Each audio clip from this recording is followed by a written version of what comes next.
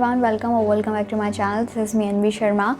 As we know कि women play a very important role in society and they contribute a lot in the society.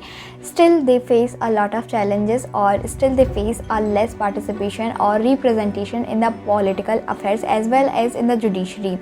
So particular topic में हम लोग बात करने वाले हैं कि वुमेन का रिप्रेजेंटेशन और जो पार्टिसिपेशन रहता है वो जुडिशरी में इतना कम क्यों रहता है।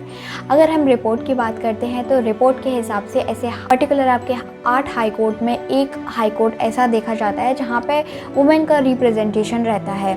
यानी कि हम देखते हैं कि बेसिकली गर्ल्स जो रहती हैं उनको काफ़ी सारे ऐसे चैलेंजेस हैं जो फेस करने पड़ते हैं और still they do not get any participation in the judiciary process.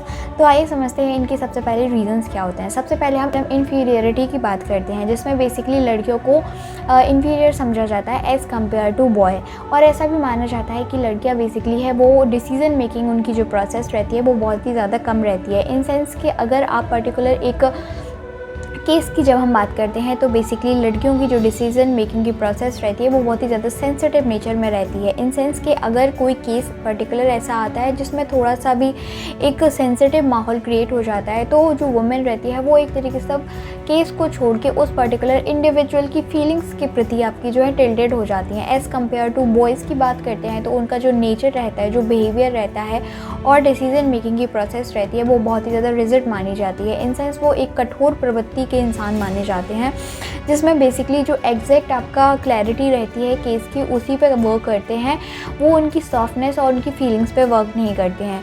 लेकिन ऐसे देखा जाता है कि लड़कियां आज के टाइम पे काफ़ी चेंज हो गई हैं, स्टिल उनके अंदर एक जो फीलिंग रहती है वो अभी भी रहती है। इसके साथ ही हम सेकंड यहाँ पे बात करते हैं कि उनके पास बहुत ज़्यादा डोमेस्टिक वर्क रहते हैं। ऐसा देखने को मिला है रिपोर्ट के हिसाब से कि बेसिकली आपका जो वर्क कल्चर रहता है उसमें इन्वॉल्व होने के साथ साथ जो लड़कियाँ रहती हैं उनको हाउस होल्ड के काम भी करने पड़ते हैं। शादी के पहले उनको अपने खाने के लिए और शादी के बाद उनको जो अपना पूरी फैमिली रहती है उसमें पूरा कॉन्ट्रीब्यूशन देना पड़ता है। इसी की वजह से ये सारे जो केसेस हैं वो देखने को मिलते हैं।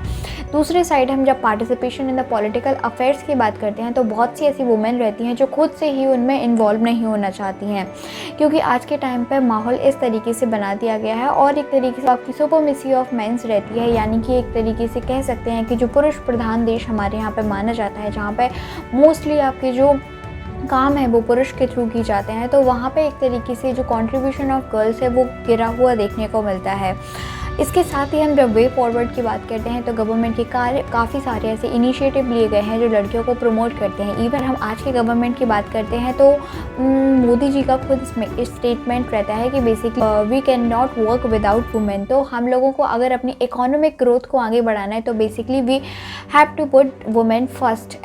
तो यही बेसिकली गवर्नमेंट के जो गर्ल्स से रिलेटेड एम्पावरमेंट के आपके प्रोग्राम्स रहते हैं गवर्नमेंट के थ्रू चलाए जाते हैं बेसिकली, और जिसमें बहुत सारे ऐसे स्कीम्स रहती हैं जैसे बेटी बचाओ बेटी पढ़ाओ योजना, स्वामित्व योजना जो बेसिकली एग्रीकल्चर में प्रमोट करती है। इवन आपका कुछ ऐसे स्कीम्स रहते हैं जैसे मनरेगा स्कीम्स रहते हैं, वहाँ पे अनस्किल्ड वर्क जो है वो वुमेन के थ्रू कराया जाता है। और ऐसे IT सेक्टर्स में अगर हम साइंस एंड टेक्नोलॉजी की बात करते हैं तो आज के टाइम पे लड़कियों का कंट्रीब्यूशन काफ़ी ज़्यादा देखने को मिलता है। अगर हम डिफेंस की बात करते हैं तो बहुत सारी ऐसी नेवल एक्सरसाइजेज रहती हैं जो आपके एयर फोर्सेस से रिलेटेड आपकी जॉब्स रहती हैं, वो उसमें जो वुमेन रहती हैं बहुत ही ज़्यादा अच्छा कंट्रीब्यूशन देती हैं। स्टिल हम देखते हैं कि हमारे आज के टाइम पे जो CJI का पोस्ट रहता है वहाँ पे आज तक कोई भी ऐसी चीफ जस्टिस ऑफ इंडिया है वो एज अ वुमेन नहीं बनाई गई है। तो आई होप आगे के टाइम पे लड़कियों का कंट्रीब्यूशन इस एरिया में भी बहुत ज़्यादा अच्छा हो।